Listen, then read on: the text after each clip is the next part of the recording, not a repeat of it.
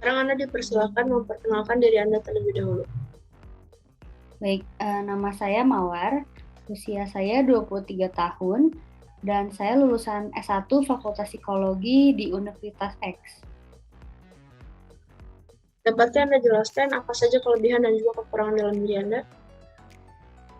Baik, kelebihan saya adalah saya baik hati, saya rajin, dan apalagi ya, udah sih.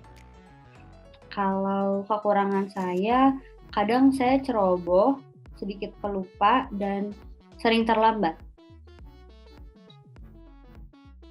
Coba berikan kami alasan kenapa kami harus memilih Anda sebagai bagian dari perusahaan kami. Karena saya akan memberikan yang terbaik dan saya akan bertanggung jawab dengan pekerjaan saya. Hmm. Halo teman-teman semua, bagaimana kabar kalian? Kami harap teman-teman dalam keadaan sehat dan damai ya. Sebelumnya, terima kasih karena teman-teman telah menjadi peserta training kami pada hari ini. Perkenalkan, nama saya Jenis Kristiandi Hianjaya dan kedua rekan saya, Siti Sofia Putri Rania, Adisa Nadria. yang merupakan trainers pada training kali ini. Akan ada beberapa rules pada training hari ini yang harus kita patuhi bersama. Yang pertama, tetap terhidrasi. Yang kedua, pastikan teman-teman telah dalam posisi yang nyaman. Yang ketiga, siapkan alat untuk mencatat. Dan yang terakhir, seize the opportunity untuk mendapatkan sesuatu pada training hari ini. teman-teman, hari ini kita akan belajar mengenai sesuatu yang dapat membantu kita sebagai mahasiswa dalam memasuki dunia kerja, yaitu dengan melakukan personal branding. Maka dari itu, kita akan sama-sama mempelajari apa itu personal branding dan bagaimana cara untuk membangun personal branding itu sendiri. Apa sih personal branding? Untuk mengetahui lebih lengkap apa itu personal branding, saya dan juga rekan-rekan saya akan menjelaskan secara lengkap apa itu personal branding. Personal branding merupakan usaha untuk membangun reputasi diri, membangun dan juga mengembangkan nama diri yang dapat berarti dan juga menambahkan pengikut. Dan juga bagaimana seorang individu mampu mengambil kendali penilaian orang lain atas dirinya sebelum terjadinya sebuah pertemuan. Teman-teman, perlu diperhatikan bahwa ketika kita melakukan personal branding, ada beberapa hal yang perlu diperhatikan. Yang pertama adalah fokus pada kekuatan diri. Dan yang kedua, fokus pada kekurangan diri. Pada intinya yang harus kita lakukan ketika kita hendak melakukan personal branding adalah setransparan mungkin kepada audiens. Kalau begitu, kenapa sih kita harus fokus pada kekuatan diri kita? Karena ketika seorang individu fokus pada kekuatan yang dimiliki, maka seorang individu tersebut mampu melakukan kerja cerdas dan mendapatkan yang terbaik dalam keterampilan yang dimiliki. Dan kalau begitu, kenapa kita juga harus fokus pada kekurangan diri kita? Karena jika seorang individu mencoba menyembunyikan hal-hal dari audiens, atau jika mencoba membangun citra diri yang sempurna, perlahan mereka akan mengetahuinya dan cara itu tidak akan berhasil. Maka dengan itu, keberhasilan dari personal branding adalah setransparan mungkin serta menghormati kecerdasan audiens dan fokuslah pada siapa diri kita yang sebenarnya. Sekarang kita akan mencari tahu 4 tahap yang harus dilakukan dalam membangun personal branding. Tahap yang pertama adalah identifikasi yang membahas tentang what's your story. Identifikasi adalah proses individu dalam menemukan keunikan apa saja yang ada di dalam diri. Serta individu dapat menjelaskan values, beliefs, passions, purposes, dan superpowers yang individu miliki. Terdapat 3 langkah dalam tahap identifikasi ini. Yang pertama, menentukan tujuan dalam menemukan keautentikan diri individu, serta menentukan tujuan dalam hidup individu. Yang kedua, mengevaluasi perbandingan antara tujuan individu serta kondisi individu saat ini. Dan yang terakhir, menuliskan tujuan individu secara spesifik dalam segi waktu, tempat, dan cara dalam mencapai tujuan tersebut. Ingatlah, buatlah tujuan yang dapat diukur dan realistis. Berikut contoh dari tahap What's Your Story. Mawar memiliki tujuan untuk dapat menempatkan pelamar pekerjaan di posisi pekerjaan yang tepat. Dan hal ini dapat diwujudkannya dengan menjadi HRD. Saat ini, Mawar belum mendapatkan pekerjaan tersebut. Tetapi, Mawar telah memiliki pengalaman sebagai rekruter dalam berbagai organisasi kemahasiswaan. Secara spesifik, Mawar ingin menjadi HRD di perusahaan X, maksimal 4 bulan setelah Mawar lulus. Sambil menunggu panggilan wawancara, Mawar mengikuti berbagai webinar juga pelatihan yang berkaitan dengan bidang HRD. Tahap kedua dalam membangun suatu personal branding adalah build, yang membahas tentang develop your story. Dalam tahap kedua ini, individu perlu untuk menunjukkan keterampilan serta minatnya agar diakui oleh dunia luar. Terdapat beberapa cara dalam mencapai hal tersebut. Yang pertama, develop inventory skills, yaitu individu menunjukkan bukti dari keterampilan juga minatnya yang berkaitan dengan kuantitas maupun kualitas. Yang kedua, master storytelling, yaitu individu menampilkan keterampilan juga minatnya secara lisan, tulisan, maupun gambar yang menarik dan dapat membantu individu menyampaikan tujuannya. Hal ini dapat dilakukan menggunakan media sosial, di mana individu dapat memperluas koneksi, berbagi minat, juga berbagi kegiatan yang individu lakukan. Dan yang terakhir atau yang ketiga adalah memperbaharui bio profesional, yaitu individu mendokumentasikan pengalaman-pengalaman yang berkaitan dengan keterampilan juga minatnya.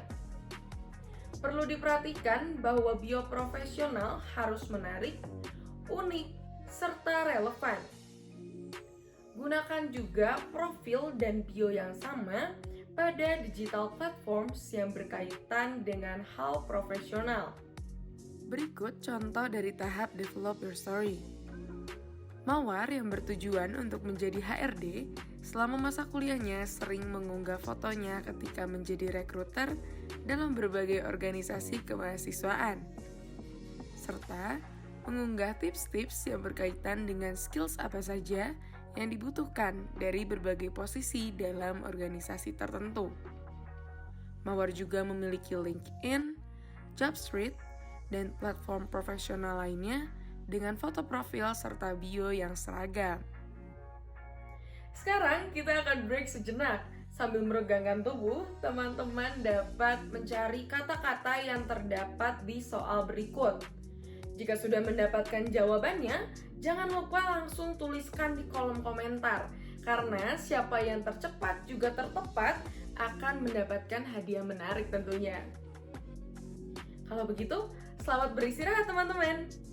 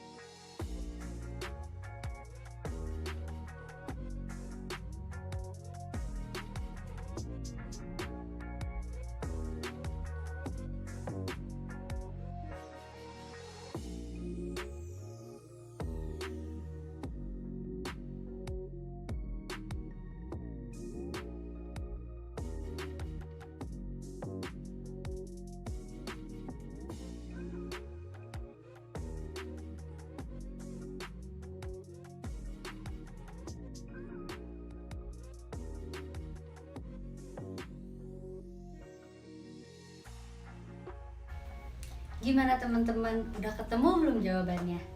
Jangan lupa tulis di kolom komentar ya. Setelah menyimak tahap ke-1 dan kedua, selanjutnya adalah tahap yang ketiga, yaitu market yang membahas tentang tell your story. Pada tahap ketiga ini, personal branding seseorang akan dimunculkan ke dalam sebuah tindakan. Tindakan ini terdiri atas 3 tindakan. Yang pertama adalah promote your plan and grow your digital network. Pada saat ini, sangat penting bagi seseorang untuk mengelola digital personal branding mereka dengan cara membuat dan memperbaharui jaringan media sosial yang dimiliki. Tujuannya adalah untuk memperluas jaringan mereka melalui media sosial. Yang kedua adalah grow your network. Pada saat ini sangat penting untuk membangun dan memelihara relasi yang sudah dibangun selama ini. Karena pada dasarnya network sendiri merupakan sarana untuk berbagi segala informasi untuk dapat membangun sebuah hubungan yang bermakna. Lalu tindakan yang ketiga adalah improve your influence, di mana dalam hal ini yang penting untuk dikuasai adalah komunikasi persuasif. Komunikasi persuasif merupakan sebuah seni yang mempengaruhi seseorang dalam hal kepercayaan, sikap, dan juga tindakan.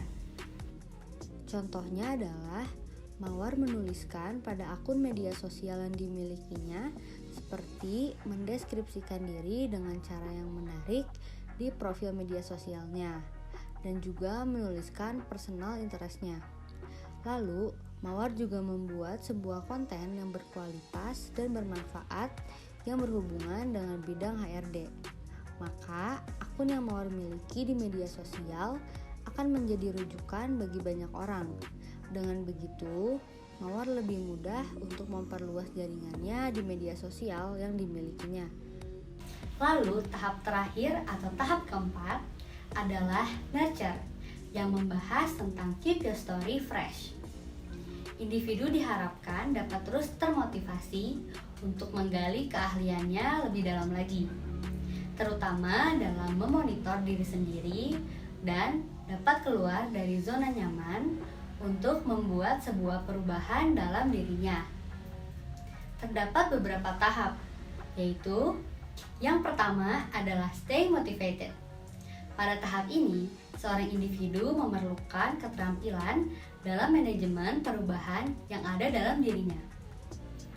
Dalam hal ini, dibutuhkan waktu dan juga energi untuk seorang individu dapat terus membuat sebuah perubahan dalam dirinya yang dapat menghasilkan perilaku yang baru dan juga bermanfaat. Yang kedua adalah build a new skill.